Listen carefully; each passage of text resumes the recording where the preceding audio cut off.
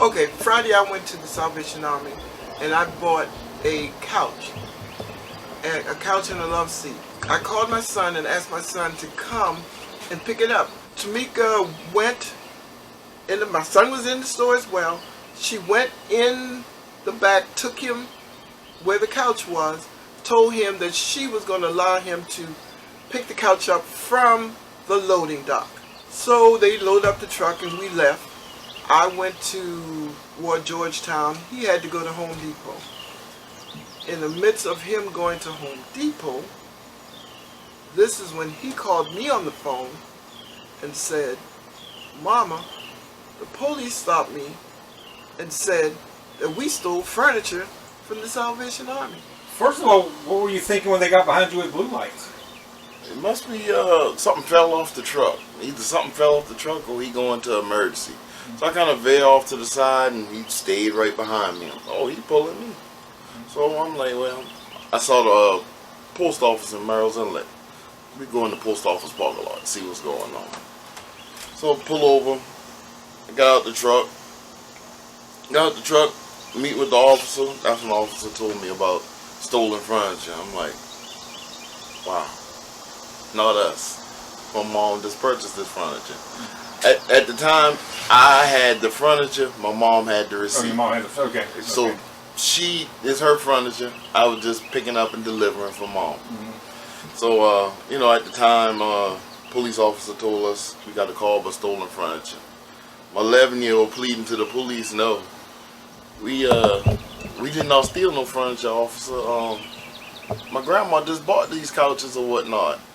He was very upset. Police were very cool or whatnot. So in the midst of explaining to them, my mom had the receipt or whatnot. They wanted if she could take a picture of it and send it to straighten it out. So in the midst of that, they must have got a phone call and said it was a mistake. So we kind of laugh and talk about it, calm him down. They're very nice to him. So when I went back to the Salvation Army, I caught the manager who worked and another lady coming out. I caught them before they left. And I asked them, why would somebody call and say we stole furniture? And I just paid for it. We just left here. She said to me that no one in the store called.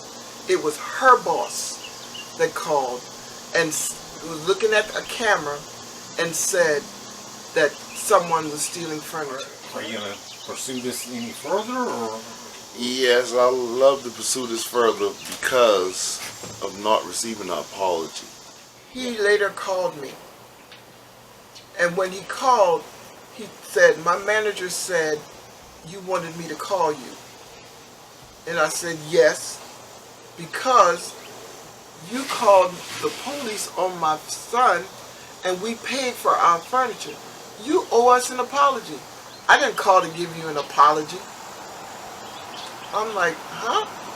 Well, let me ask you, what were you thinking the whole time this was happening? I was freaking out, I was like, oh my gosh, my dad about to go to jail for nothing he did. In my head, I was just mad at the whole situation.